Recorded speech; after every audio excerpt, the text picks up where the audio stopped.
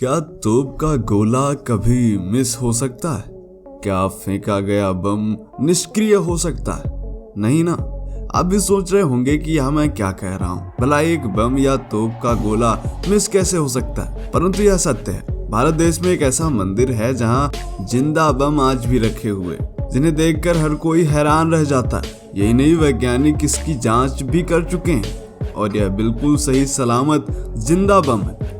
परंतु यह फटे क्यों नहीं, यह जवाब वैज्ञानिकों के पास भी नहीं है। ऐसे बम है जिसने पूरे के पूरे देश को हिला के रख दिया। एक देश जिसने एक मंदिर को मिटाने की पूरी कोशिश की, लेकिन वह इसमें असफल रहा। देवभूमि भारत की धरती पर अनेकों ऐसे मंदिर हैं जो वैज्ञानिकों को भी यह मानने को विवश कर देते हैं कि ईश्वरीय शक्ति के आगे विज्ञान कुछ भी नहीं। पिछले वीडियोस में हम ऐसे कई मंदिरों के विषय में बता चुके हैं जिनके रहस्य आधुनिक विज्ञान अभी तक खोज नहीं पाया है। इन मंदिरों की रहस्यमय शक्ति और चमत्कार के आगे वैज्ञानिकों ने भी शीश नवाया। फिर भी तमाम नास्तिक यह कहते हुए देखे जाते हैं कि भगवान या ईश्वर कुछ है ही नहीं, या केवल एक कल्पना है। आज का वीडियो निश्चित ही उन लोगों की आंखें खोल देने वाला है।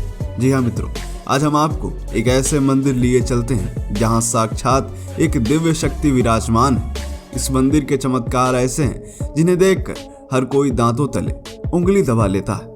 नमस्कार, मेरा नाम है धीरेन्द्र और आप देख रहे हैं दी साइंटिफिक हिंदू।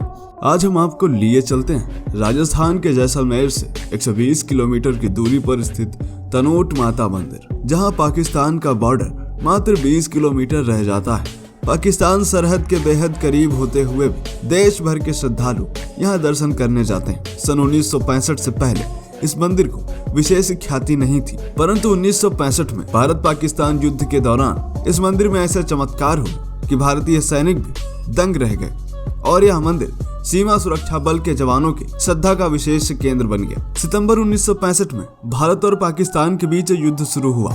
उस समय पाकिस्तानी सेना तनोट से पूर्व में किशनगढ़ से 74 किलोमीटर दूर बुइली तक, पश्चिम में शाधेवाला से शाहगढ़ और उत्तर में अछरी टीबा से 6 किलोमीटर दूर तक कब्जा कर चुका था। इस तरह तनोट क्षेत्र 3 दिशाओं से दुश्मन द्वारा घेरा जा चुका था। यदि वह तनोट पर कब्जा कर लेता तो वह रामगढ़ से लेकर शाहगढ़ तक के इलाके पर अपना दावा कर सकता था। ऐसे में भारतीय सैनिकों के लिए तनोट क्षेत्र अत्यंत महत्वपूर्ण था। 17 नवंबर 1965 से 19 नवंबर तक इन 3 दिनों में दुश्मन सेना ने तनोट पर भारी आक्रमण किया।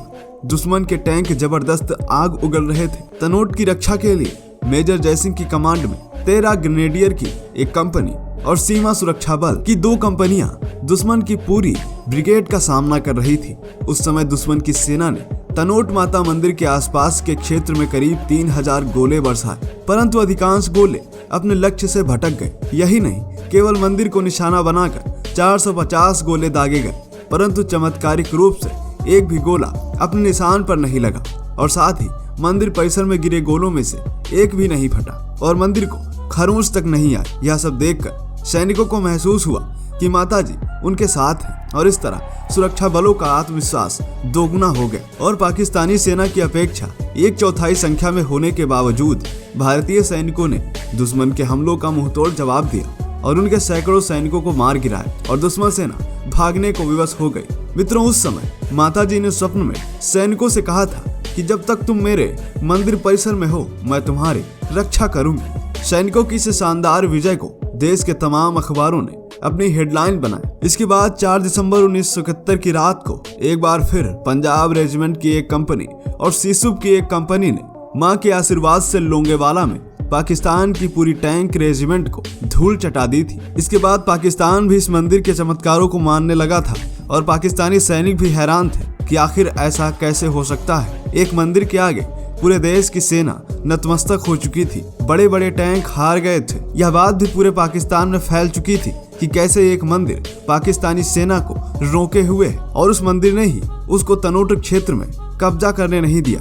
मित्रों, 1965 के युद्ध के बाद सीमा सुरक्षा बल ने यहाँ अपनी चौकी स्थापित की। इस मंदिर की पूजा अर्चना व व्यवस्था का कार्यभार संभाला।